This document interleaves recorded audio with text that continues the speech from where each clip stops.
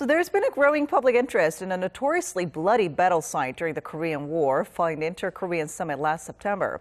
With thousands of war remains presumed to be buried at the site, South Korea is leading a project to excavate the remains.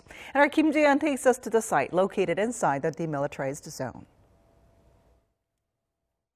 66 years since the two Koreas signed the Armistice Agreement that ended the 1950 to 1953 Korean War, a battle site that has remained untouched is being unearthed in the hope the remains of fallen soldiers can finally be returned to their homeland and their families.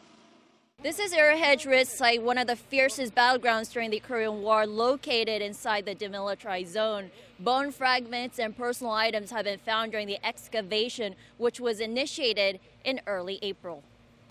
Some 300 soldiers who fought on the South Korean side and around 3,000 soldiers who fought for the North Korean side are presumed to be buried at the site.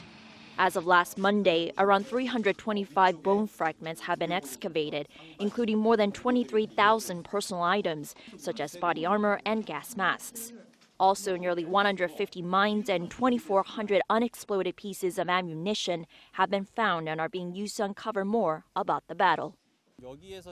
All of the soldiers at the DMZ site are working on the demining and excavation project with a great sense of duty, and for me, it's a personal honor to be here.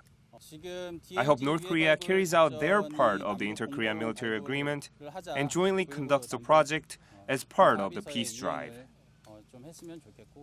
The South Korean military says it's carrying out a detailed examination and DNA analysis to identify who the bone fragments belong to. In March, Sergeant Park Ji-yeon was laid to rest at the Daejeon National Cemetery after being found and identified at the Arrowhead Ridge site during a demining project conducted last year. The excavation was originally a project that was to be jointly carried out by the two Koreas, as agreed upon in their Inter-Korean Comprehensive Military Agreement signed last September. But the South Korean military is currently carrying it out alone, as the North has remained unresponsive to calls to jointly conduct the project as agreed, as its denuclearization talks with the U.S. are at an impasse following the breakdown of the Hanoi summit in February.